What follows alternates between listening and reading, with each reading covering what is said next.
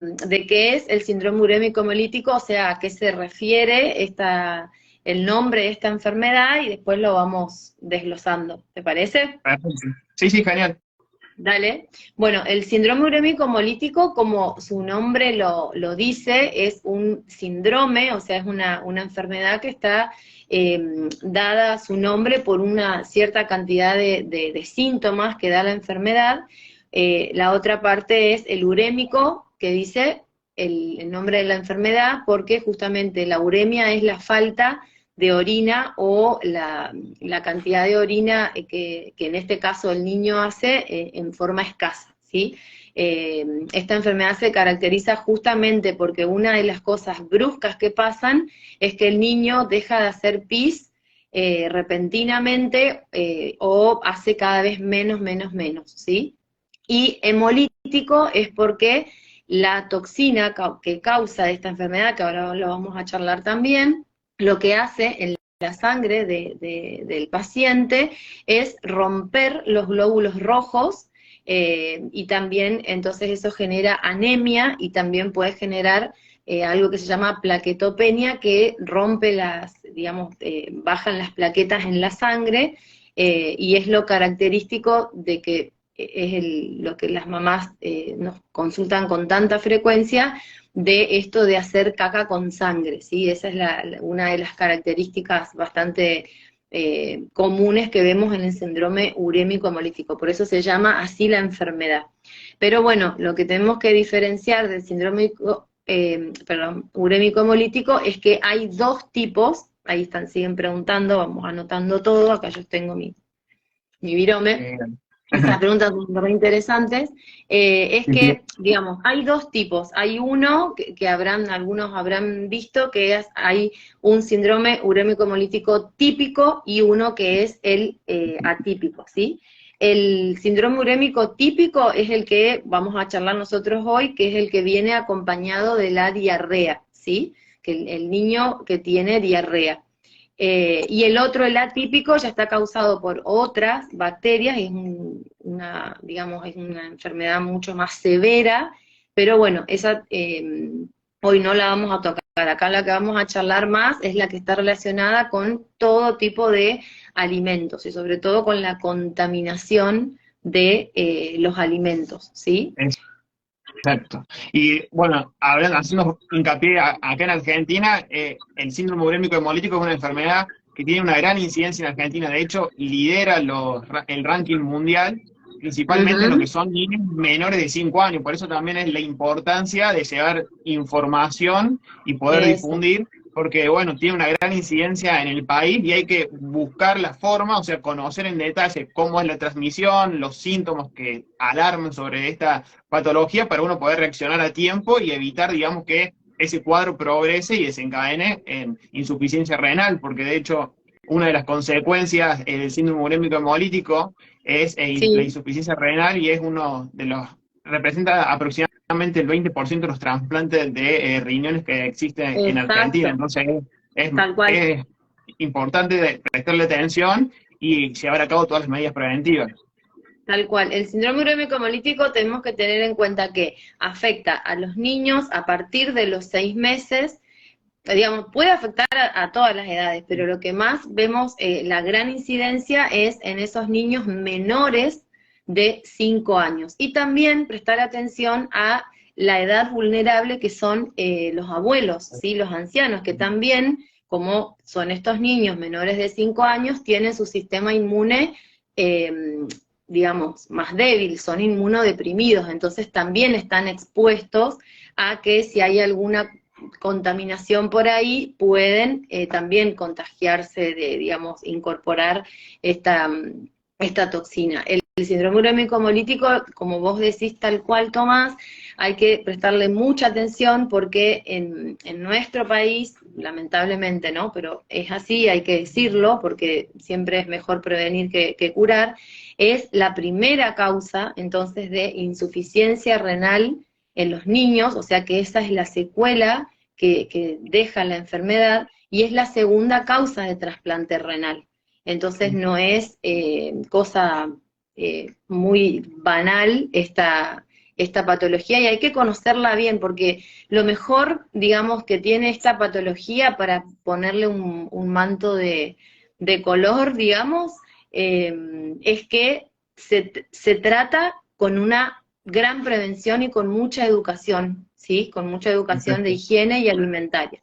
Así es tal cual. Vamos a desarrollar un montón de cosas y contarles, pero en realidad su gran tratamiento arranca en la prevención.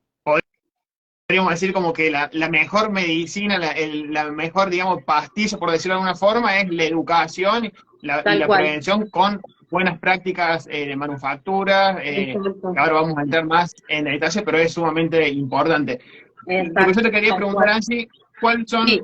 los síntomas más comunes con los que llegan, por ejemplo, tus pacientes al Ajá. consultorio y son comunes, típicos, digamos, de este síndrome urémico hemolítico? Bueno, como les decía primero, como dice el nombre de la enfermedad, tiene todas esas partes, ¿no? Del síndrome urémico, que el niño deja de hacer pis, hace poco pis o directamente deja de hacer pis. Lo que tiene de característico es que es algo abrupto, o sea, es una enfermedad grave, pero sobre todo es aguda, o sea, no es un niño que venía con mocos y por ahí hizo un poquito de catarro, y, o sea, no tiene ninguna cosa previa, ¿sí? Sino que el niño empieza con la diarrea.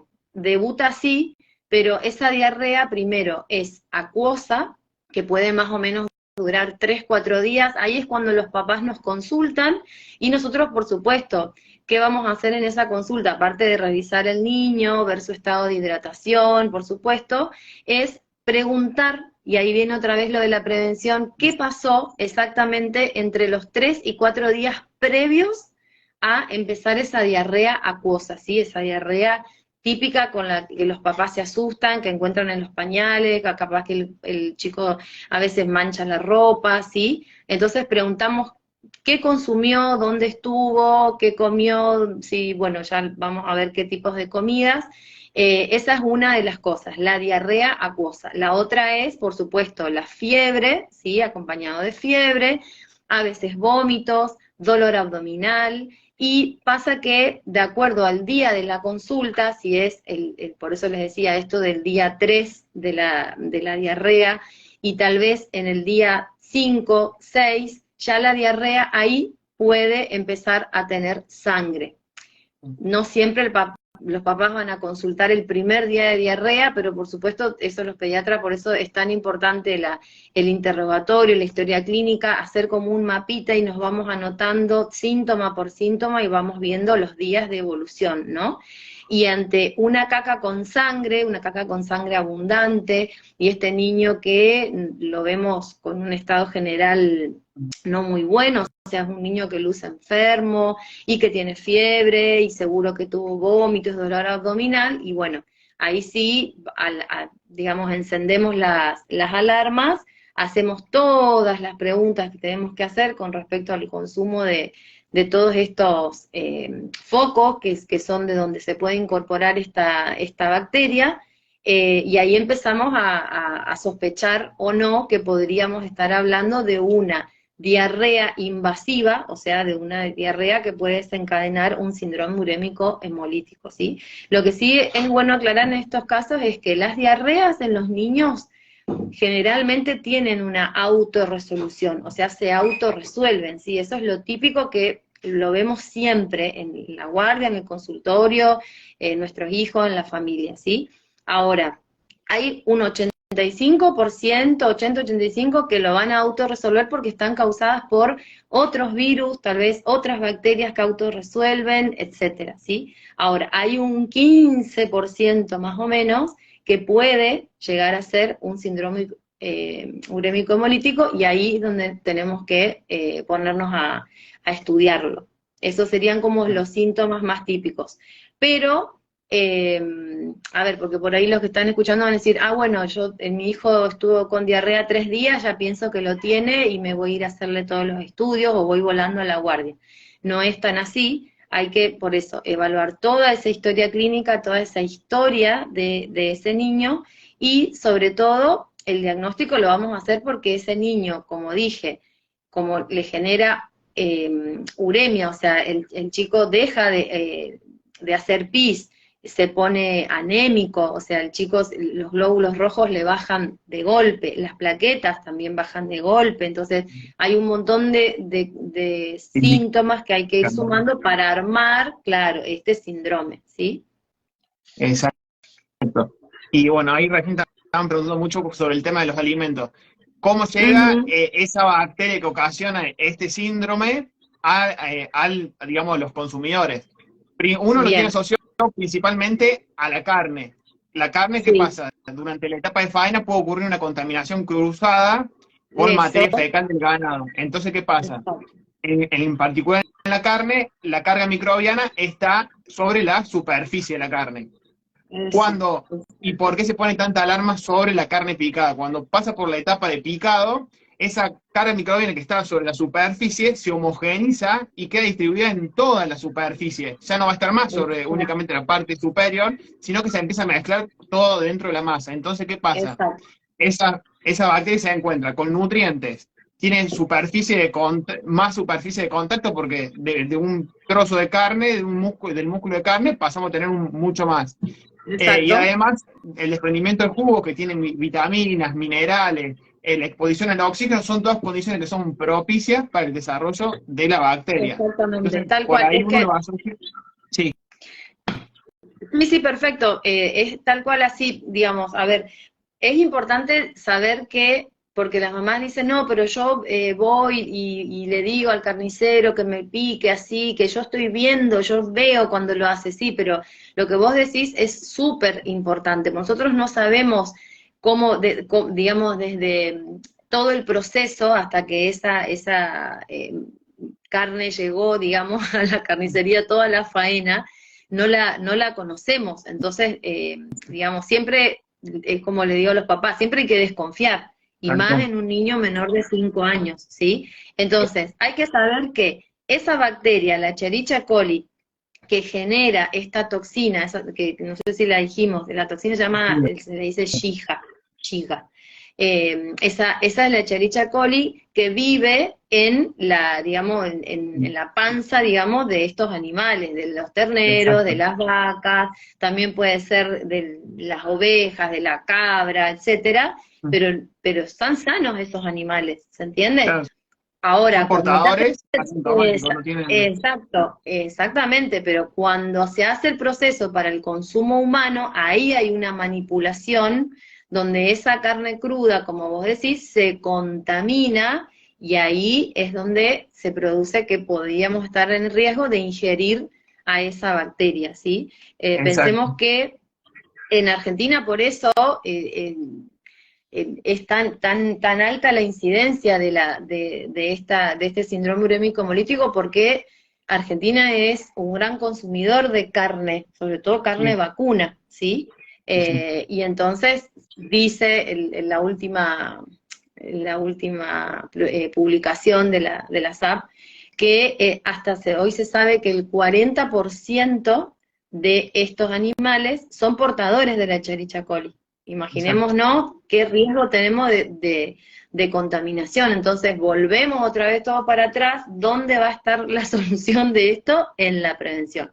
No nos queda otra. Exacto, pues, es como por ahí una de las preguntas que nos habían hecho la semana pasada cuando empezamos a anunciar el vivo es, bueno, ¿por qué Argentina tiene tanta incidencia? Una de las causas, como mencionas vos, Argentina se caracteriza por la actividad ganadera, la producción de carne, somos grandes consumidores de carne, entonces por ahí uno de los principales vehículos de la bacteria es la carne, por eso también la mayor incidencia, sumado a que también se ha visto que la bacteria tiene distintas virulencias por ahí en distintas zonas geográficas, y acá en Argentina por ahí tiene ciertos rasgos, o sea, es más invasiva, es más, no quiero decir como más patógena, porque es patógena una u otra, pero se ha adaptado a ciertos ambientes que le permite sobrevivir más que a lo mejor en otras zonas geográficas. Y eso, tal cual, así tal cual, y por eso es tan importante de no solamente concentrarnos en la carne, o sea, que se contamina, que después nosotros vamos a consumir, sea carne picada, bife o la parte que sea, sino que también esos animales defecan en el suelo, Exacto. y en ese suelo se siembran frutas y verduras. Sí, Entonces ahí también tenemos la contaminación de todos esos alimentos que llevamos a casa, ¿sí? exacto, porque Y uno ahí, sí, sí, sí, lo sí, asocia por ahí a la carne principalmente, pero no es el único alimento. Puede ser lácteos y productos lácteos derivados, o sea, de leche no pasteurizada. exacto, Imaginémonos una vaca que hay materia fecal, se sienta con la ubre, se la ordeña. Si no hay un tratamiento de pasteurización, ¿qué es la pasteurización? Se exacto, somete el alimento por un determinado tiempo a una temperatura para destruir los patógenos y de esa forma hacer un alimento que sea inocuo y que lo podamos consumir y que no genere ningún tipo de daño. Si ese lácteo no exactamente, está pasteurizado y la ubre de la vaca entró en contacto con materia fecal, o en el proceso de que exacto, se lava la ubre antes de ordeñar, se arrastra materia fecal, bueno, ahí qué pasa. Ahí que queda la bacteria y si no pasa por un tratamiento térmico, queda viva. Y como decías tal vos, cual, Angie, durante la etapa también de lluvia se arrastra esta materia fecal, se acumula, digamos, puede ocurrir contaminación de lagos, de ríos, que se usa como agua de riego después de frutas, de verdura, y que si uno no ujú, higieniza bien, no le hace una sanitización a esa fruta y verdura, también es un tal cual, vehículo de la exacto. bacteria. Y hablando del agua, esto es también, Mm. es básico, o sea, es tremendamente importante que también el agua, no solamente tenemos que decir que debemos tratar siempre de tener agua potable, sino también agua segura, porque el agua, el riego de esas frutas y verduras que vamos a consumir, por ejemplo, tiene que ser agua segura, porque puede ser cualquier agua contaminada con que nos rieguen nuestras frutas y verduras, estamos exactamente en lo mismo, ¿sí? Exacto. El agua siempre tiene que ser no siempre potable, sino también agua segura, para todo, para el riego de frutas y verduras, para el lavado de las vajillas, para el lavado de los juguetes de los niños, bueno, eso ahora lo vamos a charlar bien, pero es importantísimo esto del agua y lo de los lácteos, ¿sí? Uno Sí. siempre dice síndrome urémico hemolítico y piensa la carne picada o en la hamburguesita, y no es solo eso, ¿sí?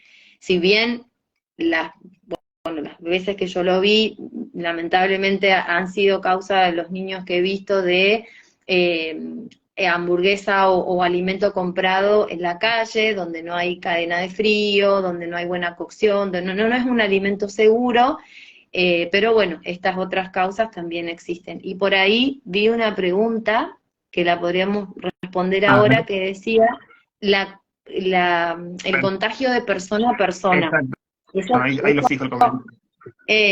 eso claro que sí, claro que existe el contagio de persona a persona, una persona que está contaminada y que tiene la bacteria y no está en contacto con otra, por supuesto que eh, si no hay buen lavado de manos, etcétera, se contagia, ¿sí? Y así, Exacto. esta es una de las causas por las cuales, por ejemplo, en los menores de 5 años que concurren a jardines maternales, a, por ejemplo, natatorios, etcétera. Esto que charlábamos, ¿te acordás? Que decíamos de los areneros, Exacto. todo este tipo de cosas es porque hay un contacto directo en las heces y, por supuesto, en las manos. Entonces, estos niños que son muy pequeños y se llevan absolutamente todo a la boca, es obvio que se pueden también contaminar. Y no estuvieron comiendo hamburguesa. De hecho, Eso es fundamental. para sumar algo más a todo esto, lo que es el contacto entre personas y personas, bueno, en la industria alimentaria una forma de evaluar el higiene de los operarios es hacerle un Eso, hisopado en las manos y registrar, porque nosotros en el mirá. organismo tenemos en el tracto gastrointestinal Escherichia coli. Lo que pasa es que Ujú, no todas son patógenas. El Escherichia exacto, coli 257H7 tiene ciertos factores de virulencia que la han transformado en patógena. Pero exacto, si el operario va al baño y no se higieniza correctamente las manos, se puede detectar la presencia de esta bacteria Escherichia coli, y es una forma, es un mecanismo para evaluar la higiene de los operarios. De hecho, también exacto, el Código mira, qué Alimentario bien, Argentino lo exige.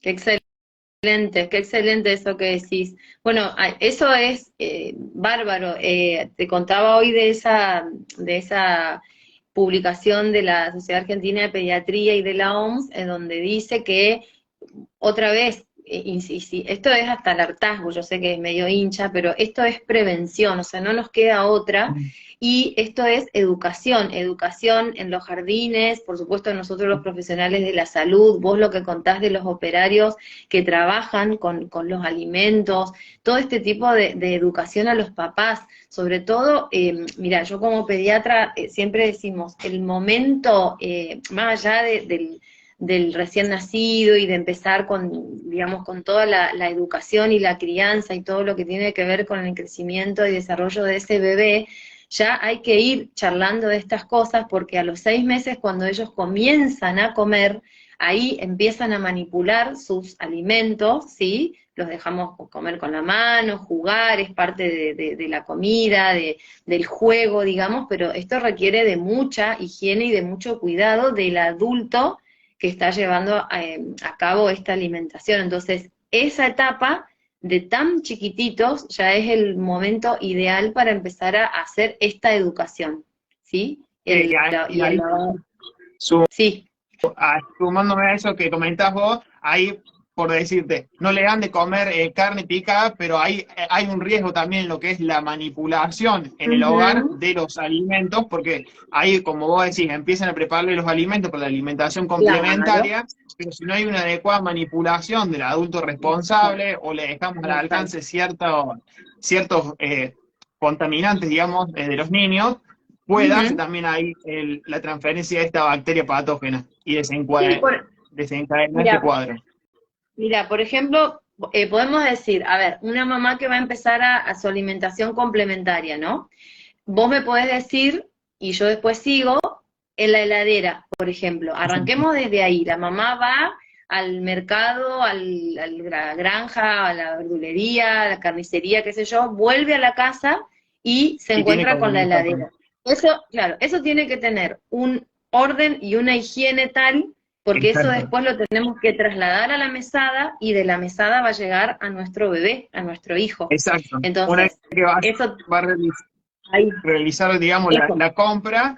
Primero importante, comprar en lugares habilitados. ¿Por qué uno hace insistencia en estos lugares habilitados? Porque uno por ejemplo, una carnicería, para vender la carne tenés que tener un certificado de un matadero, de un frigorífico que tiene la habilitación. ¿Qué quiere decir con todo esto? Que hay una serie de estudios de SENASA, de otros entes, que regulan la comercialización y hace que ese alimento sea seguro. Por eso, comercializar en un lugar, comprar habilitado, porque uno tiene una trazabilidad hacia atrás de ese alimento. Entonces después también, si surge algún inconveniente, es más fácil hacer un retiro del mercado. Totalmente. O X problema. Entonces por eso por ahí uno hace hincapié en esto de habilitado. Y una vez que compra, también lo que es el traslado, no cortarle la cadena de frío a los alimentos. Pensemos que si le cortamos la cadena de frío, se eleva la temperatura y si aún sea baja la carga microbiana, esos microorganismos se multiplican exponencialmente. O sea, tenemos 2, al ratito 4, al ratito 16, y eso,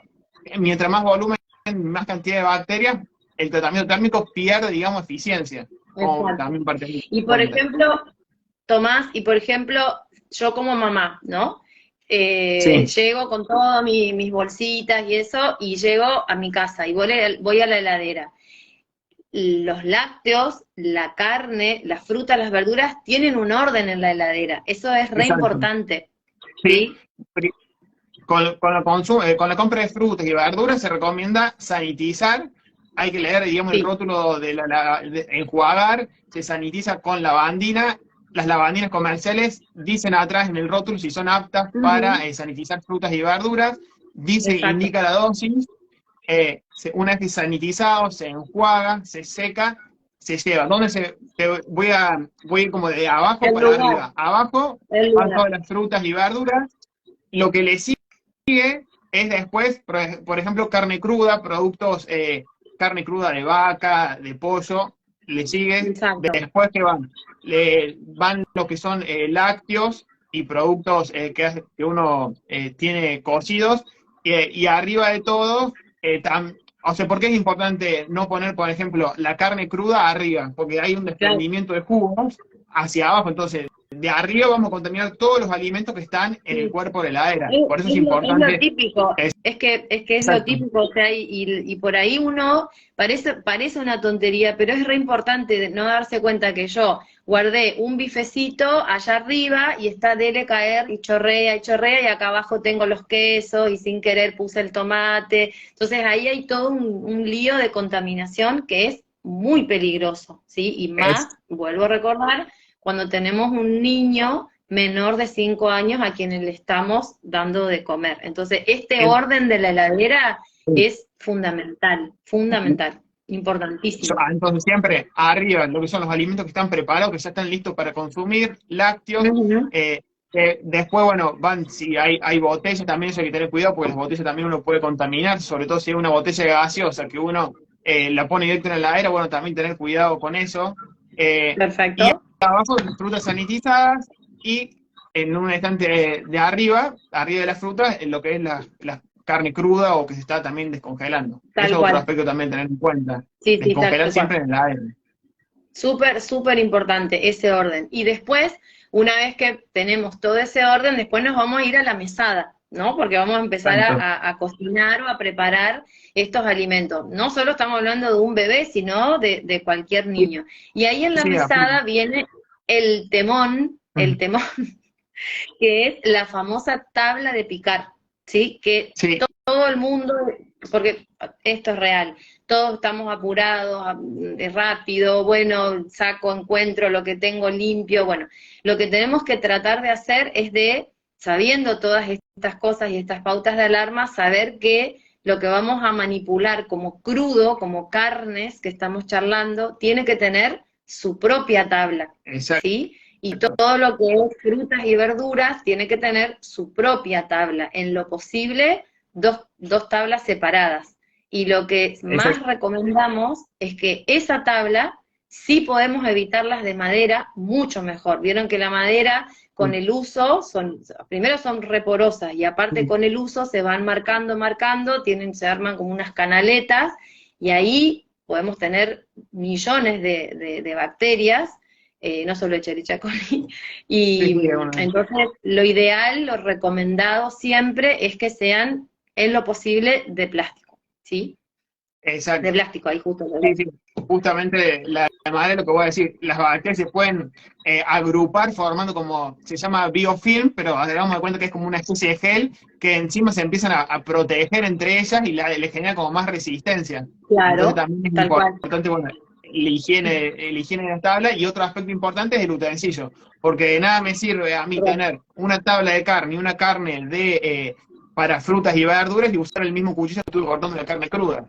Entonces es importante, uno corta la carne cruda, lavar ese utensilio, sea cuchillo, sea un tenedor, y evitar esto, que los jugos de la carne entren en contacto con, por ejemplo, la lechuga que estamos cortando para la ensalada. Otra práctica por ahí común a tener en cuenta es cuando uno prepara un asado. Bueno, ponemos la carne cruda, salamos, ponemos a hacer la carne, pero después no uso la misma tabla sin higienizar o el cuchillo para sacar la carne que ya está cocida. Entonces son también pequeños hábitos que por ahí a veces siempre está eso, pero yo lo hice siempre así, nunca me pasó nada. Entonces, bueno, es importante que esa no es un argumento, no es una justificación. Claro, pero ni hablemos de, bueno, esto ya como para ahondar un poco más en la gente adulta, eso, pero cuando cocinan, comen asado, pero lo comen tipo rosado, muy jugoso, o sea, todo ese tipo de cosas, volvemos a insistir en un niño menor de 5 años, o en una persona, un abuelito, un anciano, no está bueno, o sea, no se recomienda bajo ningún punto de vista, por más que me guste, que así es el punto, que nunca me pasó nada, la verdad que no lo recomendamos de ninguna manera, ¿sí? Exacto, ahí yo quería sumar un comentario que hacen ahí Micronews, que también es cierto que con el uso, las tablas plásticas se le van generando grietas, y esas grietas también permiten la acumulación de bacterias, llámese Escherichia coli o otras bacterias, y también se pueden generar estos biofilms, esta agrupación de bacterias que comentaba yo. Así que también es importante además de la higiene, una renovación periódica de la Sí, totalmente, sí. cuando uno ya ve que la tabla de plástico, por más que yo tenga separadita frutas, verduras y la de las carnes, y ya veo que empieza a estar porosa y muy marcada, y la desechamos, o sea, ya no va más y vamos con una nueva, ¿sí? Pero estas son pequeñas cosas que es súper importante de tenerlas en cuenta.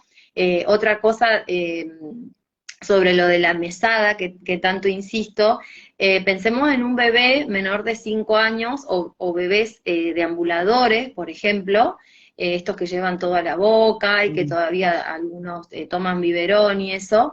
Vieron que la mesada es como el mundo A todos. de la familia, claro. Entonces hay que tener también sectores, ¿sí? En nuestra mesada, y tener en cuenta esto que decíamos, no solo pensemos en las carnes o en esta contaminación por carne cruda, sino que también se puede contaminar la fórmula, o sea, la leche que yo voy a preparar en el biberón para mi bebé. Eso también se puede contaminar, ¿sí? Exacto. Hablando de agua potable y agua segura, yo no puedo tener, a ver, pongo a preparar el biberón del bebé, hay un hábito que esto también es muy importante tenerlo en cuenta, yo no puedo hervir el agua, eso lo sabemos todos, hervimos el agua previamente para preparar el biberón, pero yo no puedo poner el polvo adentro del biberón, dejarlo ahí hecho el agua hervida y espero que se enfríe con el biberón abierto, ¿se Ah, entiende? Eso sí, no sí. se debe realizar, o sea, el agua se hierve sola, se deja que se enfríe adentro del recipiente tapado y una vez que veo que más o menos está bajo la temperatura, ahí recién voy y preparo el polvo, la cantidad que mi bebé va a tomar, ¿sí? O sea, por ahí uno a veces lo quiere hacer como más práctico y sin querer estamos generando otro foco de infección, no solo de urémico hemolítico, Escherichia Sí, coli, o sea, sí, de cualquier otra aplica para bacteria, sí. ¿sí? Exacto. Y ¿Esto por qué ahí, lo por ahí va a digo? estar. Sí. Sí, sí, no, no, termina y después digo una No, cosa. no, quería aportar que justo me acordaba esto del biberón y de la manipulación de la leche y de todo esto, porque cuando nosotros hacemos este tipo de educación sobre síndrome urémico hemolítico, justamente como concepto, el síndrome urémico hemolítico se le llama también dentro de las ETA, que son las enfermedades de Exacto. transmisión, en realidad por Alimentos. alimentos, ¿sí? Es una enfermedad trazadora, porque si nosotros aprendemos a prevenir esto del síndrome urémico hemolítico, estamos como previniendo casi, o son, mejor dicho, 250 enfermedades por contaminación por alimentos, ¿sí? Por eso se llama enfermedad trazadora. Entonces, qué importante poder ir detectando todos estos pequeños detalles para poder prevenir todo tipo de contaminación de alimentos. Exacto. Y bueno, sumado que para tener, digamos, este patógeno con una pequeña dosis, una baja carga microbiana, ya empieza a generar Sí. esta patogenicidad que tiene Ujú. asociada. Pensemos que tenemos el alimento, ya sea una fruta, una verdura o un corte cárnico que está contaminado, cuando uno consume ese alimento, logra traspasar el pH ácido del estómago y en el intestino encuentra todas las condiciones que le son fantástico, por decirlo de alguna forma, para desarrollarse. Tiene un pH bueno, tiene nutrientes, tiene Exacto. una temperatura, entonces está ahí, Todo. pancha la bacteria, se adhiere y ahí Pancha. empieza todo el mecanismo y no, Hacer después un es difícil, desastre. digamos, frenarla. Por eso es importante frenarla antes que ingrese a todo lo que es el tracto Exacto. gastrointestinal. Claro, porque por eso decía que es un síndrome que es muy agudo, o sea, no son las diarreas comunes que vamos viendo diariamente, sino que es un síndrome muy, muy agudo, pues, se da como de golpe y tenemos que estar muy atentos. Y ahí esto que yo les decía al principio del interrogatorio tan importante que hacemos nosotros en la guardia, en el consultorio, de qué pasó con ese niño o esa niña que nos consulta 3, 4 días antes. Y ahí viene que sí, comió algún lácteo fuera de estado, si estuvieron de viaje, si fueron a comer afuera, si compraron comida afuera desconocida, digamos, o sea que no sabemos si es segura, si fueron a alguna granja, si va por supuesto a un jardín maternal, esto de las piscinas, por más que sea climatizada, pero pasa, hubo un caso, me acuerdo, del año pasado, y es súper importante ir detectando a ver qué pasó, qué pudo haber consumido ese niño que de golpe está con esta caca con sangre, con tanto vómito, con esta fiebre, y por supuesto, cuando nosotros empezamos a sospechar, ahí le hacemos el laboratorio, y en el laboratorio nos da todas estas pautas que hoy les decía, la anemia importante, las plaquetas súper bajas.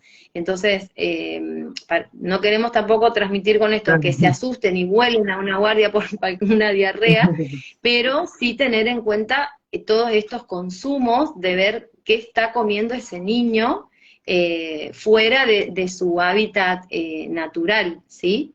Y en cuanto, bueno, vos tenés el diagnóstico y bueno, te da que si tiene Escherichia coli o 157H7, ¿qué tratamiento hay para el paciente que tiene el síndrome? Bueno, el tratamiento, en realidad, no tiene un tratamiento específico, como decir, bueno, vamos a darle este antibiótico y se va a curar, como por ejemplo, a ver, una neumonía, ¿no? Sabemos que tiene una neumonía, se medica con este antibiótico y se va viendo la evolución y se soluciona, ¿no? Generalmente. Esto no es así. El síndrome urémico hemolítico, lo que se tratan son los síntomas, o sea, el tratamiento se llama sintomático o de sostén. Tenemos que hidratar a ese paciente, si está muy anémico se le pasan glóbulos rojos, si están las plaquetas muy bajas les pasamos plaquetas, se le pasa plasma, o sea, uno va sosteniendo de acuerdo a ese laboratorio qué le falta a ese niño y lo va sosteniendo. Y como hay falla renal, que ese es el problema, el gran problema, cuando hay falla renal, bueno, lamentablemente hacen la insuficiencia renal aguda, ¿sí? que se da en muy pocos días, y bueno, y ahí lamentablemente el tratamiento siguiente es la hemodiálisis. De hecho, bueno, no hay un antibiótico porque sería contraproducente en este caso, porque el antibiótico lo que hace es rompe, digamos, a esa bacteria y permite la liberación aún mayor de la toxina en el Sí, caso que la produzcan. se replica más rápido Claro. todavía. Por eso, esto que vos decís, Tomás, me das el pie perfecto, porque siempre les recomendamos a los papás, por supuesto, no automedicarse, como mucho yo Claro. por ahí escucho, o hasta un adulto dice, bueno, estoy con diarrea y bueno, me compré este antibiótico, o empezar a darle, bueno, viste que hay algunos que todavía, pastillas de carbón, las cremas de bismuto, un montón de cosas que en este caso nos embarrarían la cancha, por decir de alguna manera, peor, y empeorarían más al cuadro. Es más, ni siquiera nos dejarían poder diagnosticarlo más rápido. Entonces es preferible consultar, estar atentos, por supuesto siempre mantener la calma, pero consultar simplemente, pero no empezar como a automedicar, ¿sí? O a aportar cosas porque tenemos que llegar a un diagnóstico. Porque, bueno, justamente la diarrea es también un mecanismo de defensa del organismo como para barrer esa bacteria que está en el tracto gastrointestinal, eliminable. Si vos tomás una pastilla, por ejemplo, de carbono, lo que hace es te concentra más la bacteria y eso no permite, digamos, ayudar a esa expulsión como un mecanismo de defensa. Exactamente, Eso tal cual. es importante.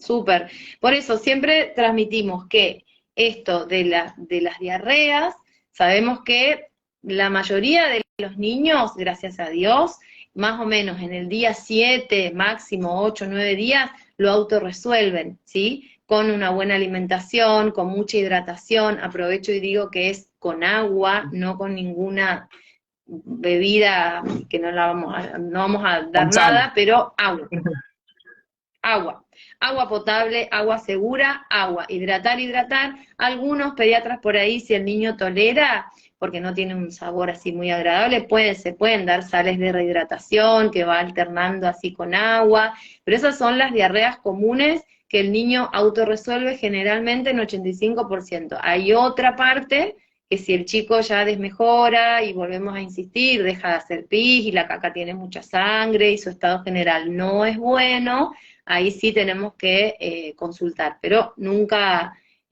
automedicarse, eso es Ahora, importantísimo. ahora mientras vos mencionás esto, pensá, pero vos decís hidratación con agua, si vos a un paciente que tiene síndrome urémico hemolítico consume las bebidas, digamos, con sales, ¿puede generar alguna carga extra al riñón? Y, Sí, claro, sí, porque sí, no sería lo ideal. perfecto. Pero bueno, Y, un niño que estamos en diagnóstico de síndrome úrico hemolítico está internado. O sea, claro, es un niño que se interna. La y tiene hidratación es por la vena, claro. Es un niño que está de moderado a gravemente enfermo. No es un niño que vamos a poder tratarlo en casa, ¿sí? exacto.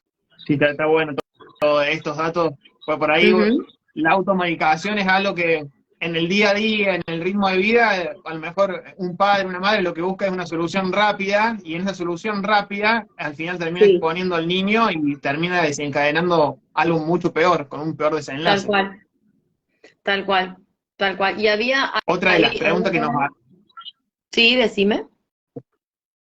o alguno de los comentarios.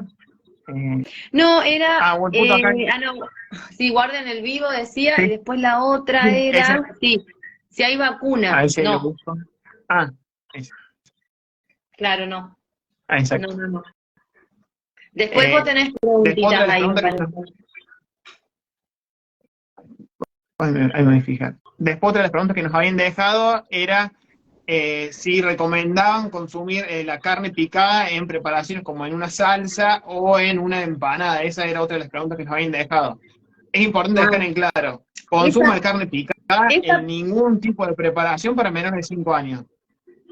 no, Ahí, tal sí. cual, toma, Eso, no es porque necesario. por ahí, exacto. Primero yo pensé, yo iba a ver cómo dar una respuesta para que sea clara. Primero, uno tiene que tener en cuenta, por lo que estuvimos mencionando anteriormente, que el consumo de carne picada en menores de 5 años lleva un riesgo. Ahora, que en Tal los cual. primeros 5 años de vida no consuma nada con carne picada, no tiene ningún tipo de riesgo. Entonces uno también tiene que saber, qué necesidad Ujú, tiene, digamos, un padre o una madre de exponerle un riesgo con todo lo que puede conllevar un exacto, desenlace de síndrome urémico hemolítico. Entonces, por ahí tal a cual, veces hay que tener en cuenta y analizar el panorama y la gravedad de cada una de esas decisiones. Y por exacto. ahí una de las cosas que nos plantean en los comentarios, que es cierto, dice, bueno, a ver, tengo carne picada, preparo la carbonada, tiene un tratamiento de cocción, y después lo llevo al horno y tiene un tratamiento de cocción. Así Mm, todo, ¿por qué no se aconseja que consuman carne picada? Hay que tener en cuenta que uno no puede generalizar porque uno no sabe si esa carne picada se picó en el momento, si la picadora donde se picó la carne estaba limpia, porque si no estaba limpia, pues a lo tal mejor te cual, la pican en el momento, pero esa picadora venía ya unas horas antes, la habían usado y no la higienizaron, no la limpiaron. tal cual, Entonces ahí se tiene una tal contaminación. cual. Sumale que después el tiempo que tardas en llegar a tu casa y almacenarla, le das tiempo, temperatura para que se desarrollen esas Exacto, bacterias. Después exacto.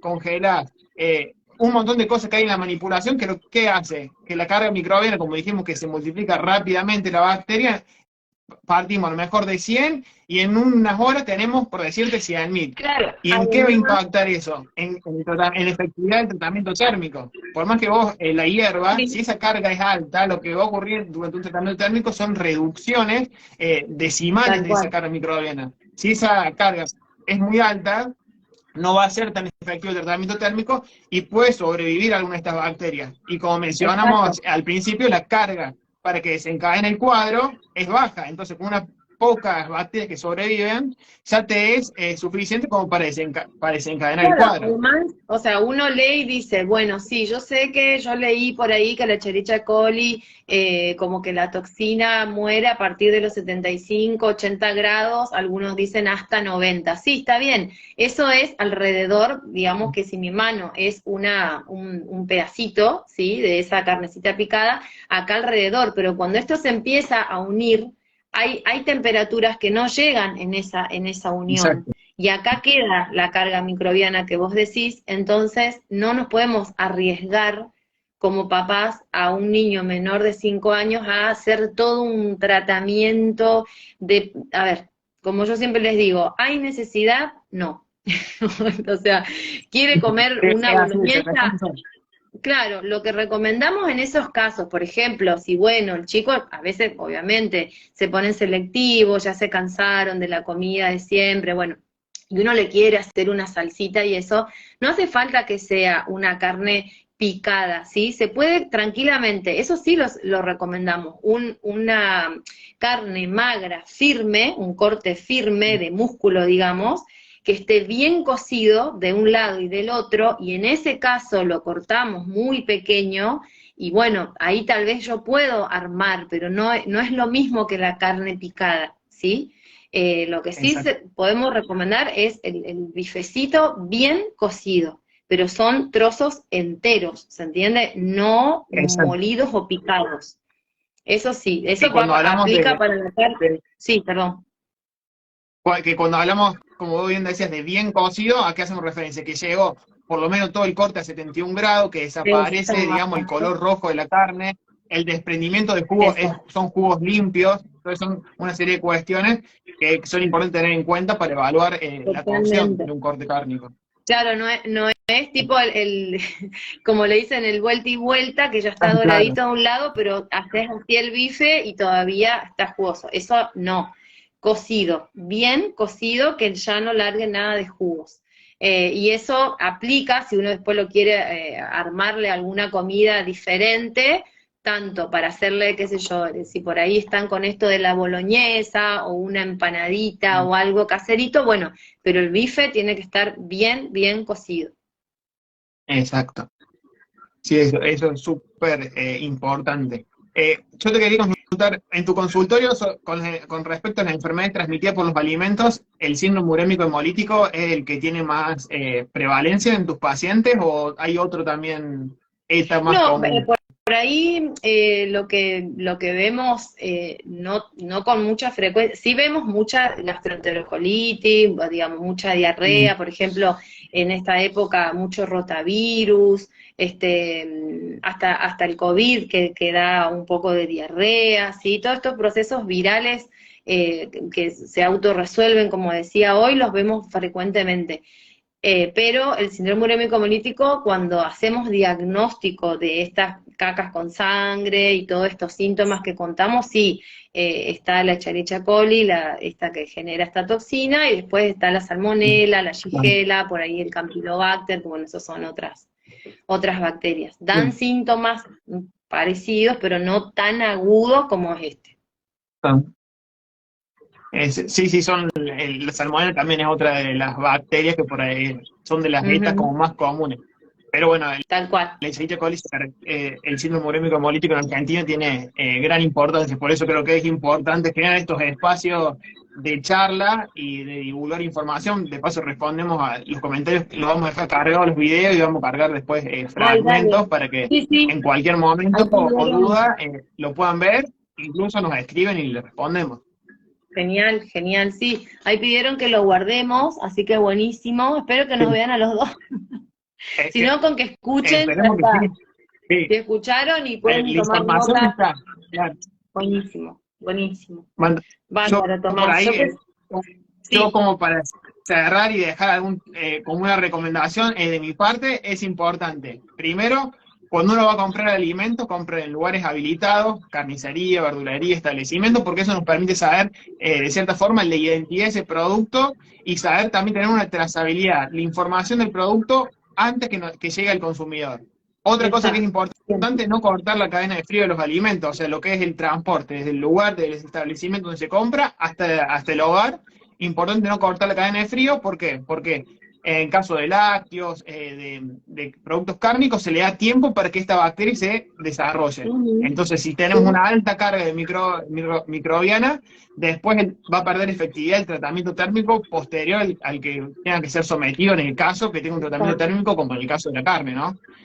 Y después, como hablamos, lo llevamos a casa. Fruta y verduras, sanitizamos, las guardamos en los cajones que hay específicos en la heladera, y es importante, como vos mencionabas, Ansi, el lugar que le demos en la heladera. Abajo las frutas y las verduras, siguen los alimentos crudos que no han sido cocinados, van abajo, porque si no, si lo ponemos arriba, puede ocurrir desprendimiento de jugo y ahí hay contaminación cruzada. Exacto. Y arriba de todo colocamos lácteos, productos que ya han pasado están cocidos, listos para consumir. Importante también tener en cuenta la manipulación que se le dé en cuanto a la contaminación cruzada. Controlar la correcta higiene y uso de tablas, utensilios, porque si no, ¿qué pasa? Estamos cortando carne que tiene este patógeno y ese mismo cuchillo lo usamos para cortar un pedazo de pan, y ahí ¿qué estamos haciendo? Por eso es contaminación cruzada. Estamos contaminando el pedazo de pan que inicialmente no tenía la bacteria, porque estamos usando un cuchillo que es el vehículo de la bacteria, de la carne. Entonces son todos aspectos a tener en cuenta. Y obviamente también consumir lácteos que están pasteurizados, que han tenido un tratamiento térmico para la destrucción de esta bacteria. Seguro, seguro, sí, siempre. Y es súper importante, todo lo que dijiste es fundamental, y con eso prevenimos todo.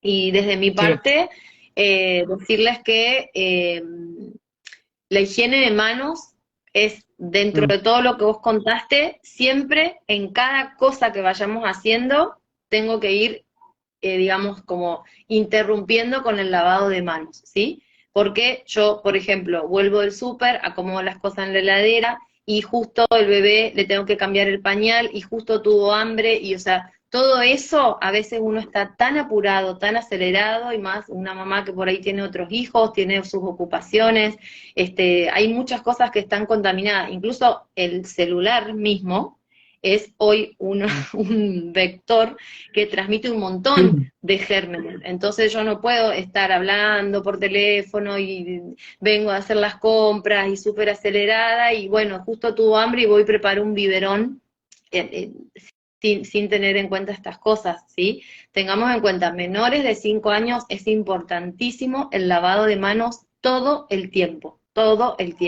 y enseñarle a nuestros hijos este lavado de manos, antes de ir a comer, después, por supuesto, de salir del baño, o sea, siempre, siempre educación, educación, educación. Y con eso creo que hacemos un montón.